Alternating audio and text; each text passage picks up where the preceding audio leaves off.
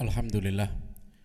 Alhamdulillahilladzi an'amana bi ni'matil iman wal islam wa hadana ila siratil mustaqim ila dinil islam wa ma kunna linahtadiya laula an hadanallah. Asyhadu an la ilaha illallah wahdahu la syarikalah wa asyhadu anna Muhammadan abduhu wa rasuluh. Allahumma shalli wa sallim ala nabiyyina Muhammad wa ala alihi wa sahbihi wa man tabi'ahum bi ihsanin ila yaumil qiyamah. Wa ya ayyuhal muslimun usikum wa nafsi bitaqwallah wa ta'atihi faqad fazal muttaqun. Wa qala Allah ta'ala fi kitabihil karim, a'udzu billahi minasyaitonir rajim. Bismillahirrahmanirrahim. Ya ayyuhalladzina amanu qu anfusakum wa ahlikum nara wa quduhan nas wal hijarah. Al-ayah. Ma'asyiral muslimin, jamaah sidang Jumat rahimakumullah.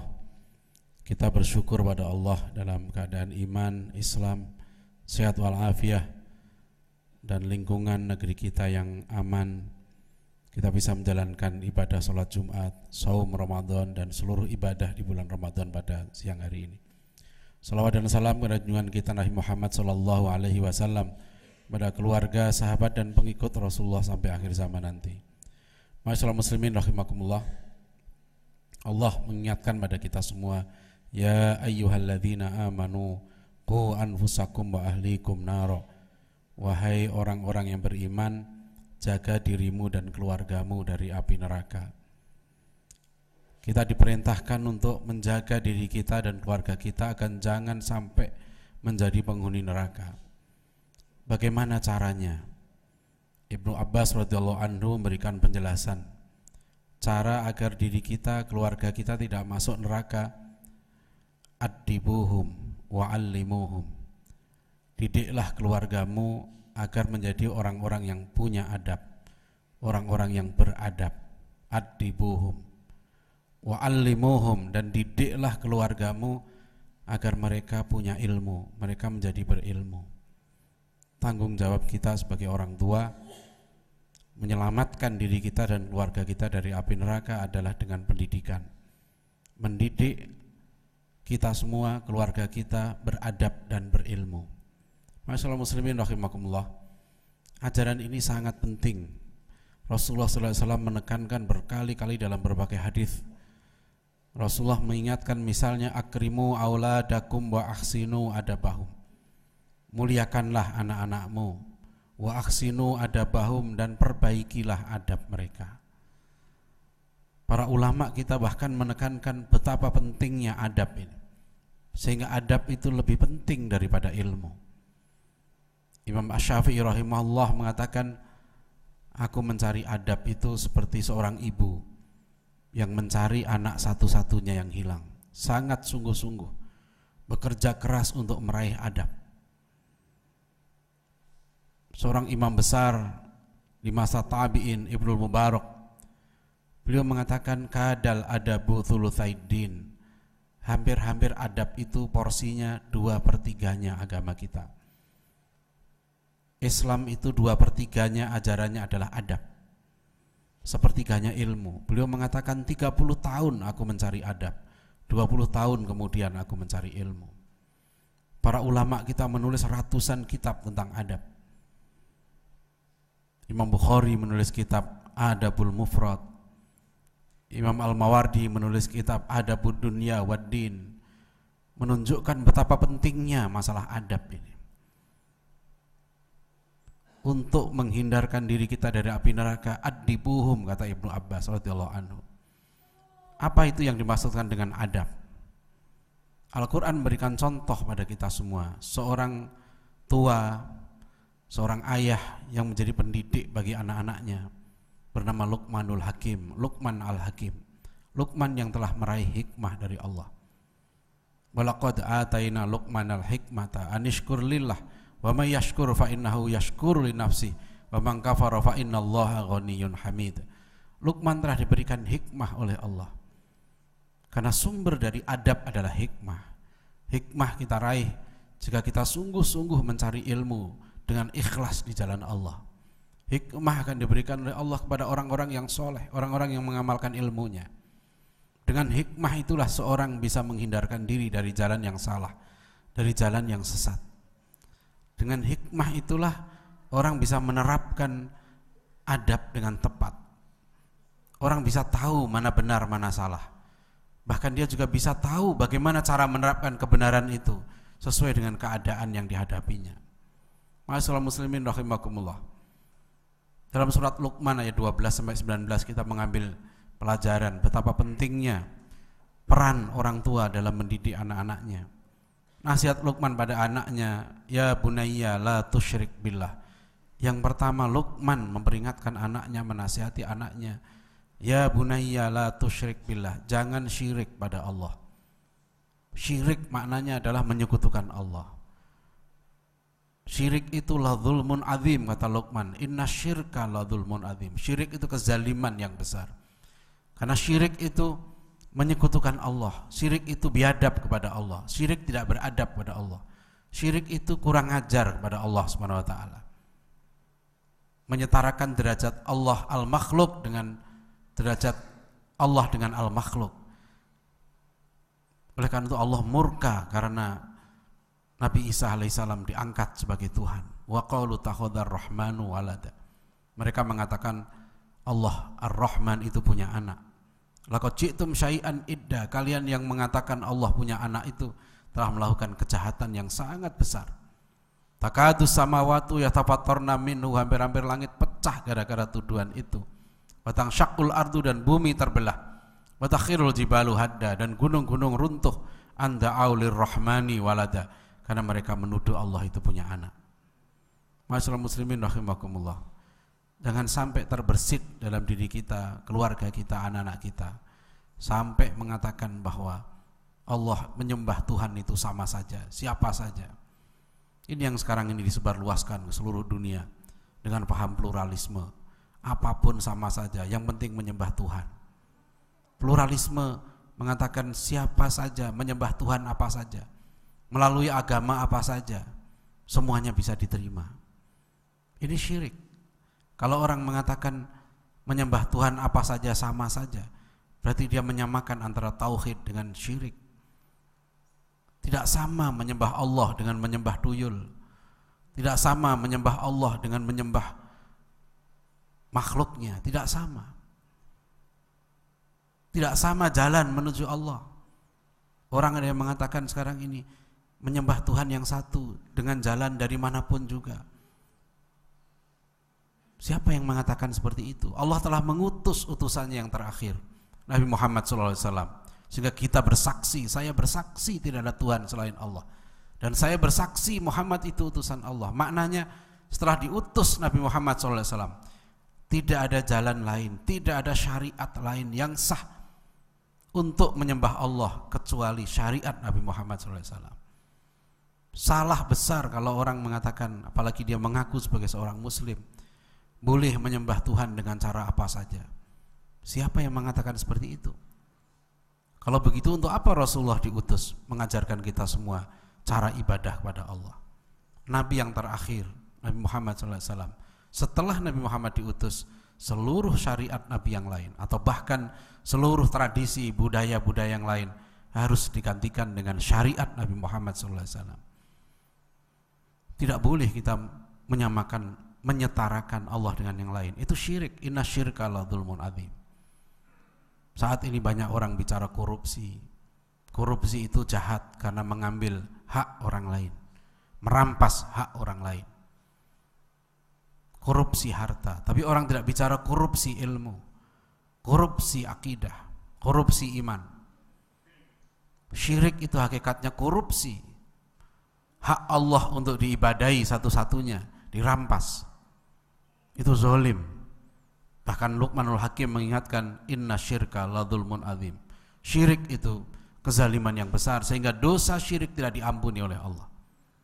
Sia-sia kalau orang berbuat apapun juga, tapi kemudian dia syirik pada Allah, amalnya haba'an mansura, seperti debu yang dihambur-hamburkan.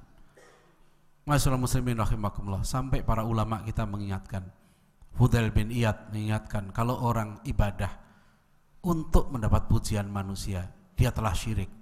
Itu syirik kecil, itu ar-riya. Bahkan juga orang yang takut beribadah karena takut dipuji oleh manusia, itu pun satu bentuk riya.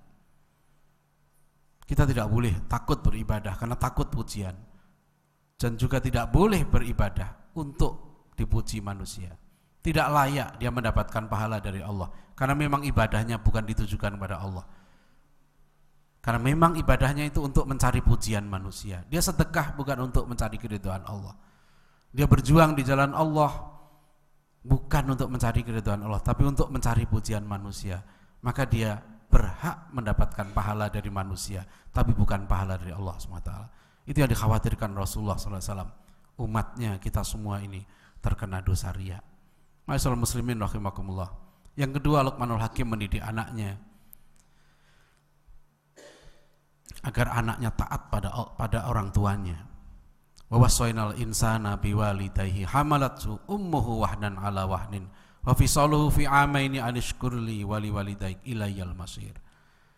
Wajib kita orang tua bisa mendidik anak-anak kita, menanamkan adab pada anak-anak kita. Setelah adab pada Allah, adab kepada kedua orang tua. Ridallahi fi ridal walidain wa sukhtullahi fi sukhtil walidain, kata Rasulullah. Ridho Allah tergantung pada ridho kedua orang tua, dan murka Allah tergantung pada murka kedua orang tua.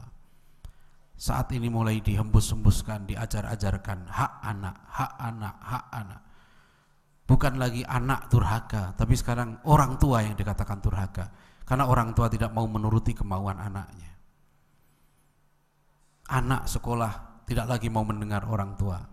Anak milih jurusan kuliah tidak mau lagi dengar orang tua. Orang tua yang harus nurut anaknya. Anak pilih jodoh tidak mau dengarkan orang tua. Hak anak. Padahal dia tetap anak, statusnya anak. Keridhaan dia, keridhaan Allah tergantung pada keridhaan orang tua. Hari-hari ini, zaman ini, ma'asyiral muslimin rahimakumullah, berat sekali tugas orang tua mendidik anak. Dengan kemajuan alat telekomunikasi yang luar biasa, mungkin orang tua dan anak tidak bisa lagi berkomunikasi. Anak punya komunitas sendiri, anak punya teman sendiri, anak punya idola sendiri yang mungkin bukan orang tuanya. Jarak 1 meter kita dengan anak kita, belum tentu kita bisa tahu apa yang dipikirkan anak kita, siapa yang teman dia, siapa yang dia kagumi. Banyak sekali kadang-kala sekarang ini orang tua yang tidak tahu lagi bagaimana dia harus mendidik anaknya. Banyak orang tua tidak peduli anak baca apa, di sekolah dia diajar apa, di kuliah dia diajar apa saja. Tiba-tiba orang tua terkejut, anaknya menjadi seperti ini. Anaknya berani menantang orang tuanya, berani durhaka pada orang tuanya. Kita wajib mendidik dan wajib tahu bagaimana cara mendidik. Ilmu yang wajib diketahui setiap kita semua adalah bagaimana mendidik anak kita dengan benar. Bagaimana milih jurusan yang benar. Thalabul ilmi faridatun ala kulli muslimin. Wajib mencari ilmu. Orang tua harus tahu bagaimana kalau anaknya kuliah, mana ilmu yang fardu ain, mana ilmu yang fardu kifayah. Bukan hanya kita mengarahkan anak kita supaya bisa cari makan, kerja di mana supaya dia bisa hidup. Bukan hanya itu. Luqmanul Hakim berikutnya menasihati anaknya, ya bunayya aqimis sholah. Wahai anakku, tegakkan sholat, dirikan sholat. Wa'mur bil ma'rufi wanha 'anil munkar wasbir 'ala ma asabak inna dzalika min asmil umur. Tegakkan amar ma'ruf nahi mungkar. Perjuangkan kebenaran, lawan kezaliman, lawan kemungkaran. Berantaslah kemungkaran. Itu tugas orang tua, mendidik anaknya menjadi pejuang, menjadi dai, menjadi mujahid dakwah. Harus orang tua menanamkan pada anaknya, wahai anakku, dirikan sholat, tegakkan amar ma'ruf nahi mungkar. Untuk itu perlu ilmu. Mana yang hak, mana yang batil, mana tauhid, mana syirik, mana iman, mana kufur, mana benar, mana salah, mana halal, mana haram. Wajib kita semua orang tua mendidik anak-anak kita. Jangan sampai nanti di akhirat kita dituntut oleh anak-anak kita. Yauma yafirul mar'u min akhi wa ummihi wa abi wa sahibatihi wa bani. Likulli imri'in minhum yauma idzin sya'nu yughni. Pada hari itu seorang lari dari orang tuanya, lari dari ibunya, dari bapaknya, lari dari saudaranya. Likulli imri'in minhum yauma idzin sya'nu yughni. Masing-masing sibuk dengan urusannya sendiri-sendiri. Tidak peduli lagi, tidak ada lagi suami istri, anak, bapak, orang tua. Semua nanti saling menuntut. Saya menjadi begini ya Allah karena orang tua saya tidak mendidik saya dengan benar. Saya tidak diajarkan mana tauhid, mana syirik, mana halal, mana haram. Masyaallah muslimin rahimakumullah. Kita diingatkan dalam Al-Qur'anul Karim, salah satunya adalah siapkan anak-anak kita menjadi pejuang. Karena nasib umat kita, nasib bangsa kita ke depan ini tergantung pada kualitas generasi yang akan datang. Kalau generasi yang akan datang lebih buruk dari kita, alamat negeri kita, umat kita ini akan hancur ke depan. Kewajiban kita menyiapkan generasi kita lebih baik dari kita. Dan bahkan kita wajib mendidik anak-anak kita supaya anak-anak kita juga bisa mendidik anaknya lagi, supaya anaknya lagi lebih baik dari anak-anak kita lagi.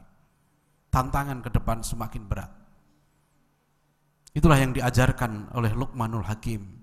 Dan yang terakhir, Luqman menasihati anaknya agar beradab pada sesama manusia. Wala tusair khaddaka linnasi wala tamshi fil ardi maraha. Innallaha la yuhibbu kulla mukhtalin fakhur. Wahai anakku, jangan sombong. Berjalanlah di muka bumi dengan sederhana, dengan rendah hati, jangan angkuh. Allah tidak suka orang-orang yang sombong. Adab, sopan santun pada sesama. Kita ajari anak-anak kita bagaimana bertegur sapa dengan tetangga, menyapa saudara-saudaranya, menyambung tali silaturahim dengan teman-teman kita semua. Kadang-kala mungkin ayah sudah tidak ada, anak tidak lagi ada hubungan silaturahim, putus hubungan karena orang tua tidak menyambungkan tali silaturahim kepada anaknya. Tidak sopan, tidak beradab. Masing-masing anak sekarang pegang alat-alat komunikasi masing-masing. Kadang-kala tidak peduli lagi lingkungannya, tidak peduli siapa yang dihadapinya. Tugas berat, ma'asyiral muslimin rahimakumullah.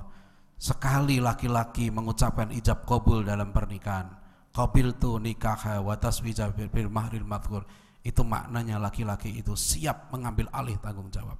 Siap dia bertanggung jawab di dunia dan akhirat. Maka dikatakan akad nikah itu mitsaqon ghalidho, perjanjian yang berat seperti perjanjian para nabi dengan Allah. Karena ketika kita mengambil alih tugas tanggung jawab kepala keluarga ini, kita bertanggung jawab terhadap pendidikan istri kita, kita bertanggung jawab terhadap pendidikan anak-anak kita. Oleh karena itu Rasulullah mengingatkan, thalabul ilmi faridatun ala kulli muslimin. Mencari ilmu wajib bagi setiap muslim, minal mahdi ilal lahdi, sampai mati. Tidak ada batas usia, tidak ada batas tua dalam mencari ilmu. Tidak ada teori yang mengatakan otak manusia ini lemah setelah tua, tidak ada. Sel-sel otak itu mampu terus bereproduksi untuk belajar, karena Allah memang mewajibkan kita sampai akhir hayat kita mencari ilmu. Dan bahkan mencari ilmu itu diberi keistimewaan, pahala sangat tinggi, lebih tinggi daripada sholat tahajud, lebih tinggi mencari ilmu pahalanya thalabul ilmi daripada sholat-sholat sunnah, puasa sunnah. Thalabul ilmi faridatun ala kulli muslimin. Demikianlah ma'asyiral muslimin rahimakumullah. Mudah-mudahan di bulan Ramadan ini di samping kita jadikan sebagai syahrul ibadah, syahrul Quran, juga kita jadikan syahrul ilmi. Kita menimba ilmu, selain pahalanya sangat besar, juga kewajiban kita untuk diri kita, keluarga kita, agar kita selamat fid dunya wal akhirah. Barakallahu li wa lakum bil Qur'anil azim wa nafa'ani wa iyyakum bima fihi minal ayati wa dzikril hakim. Aqulu qali hadza fastaghfiruh innahu huwal ghafurur rahim. Allahumma salli ala sayyidina Muhammadin wa ala ali sayyidina Muhammad.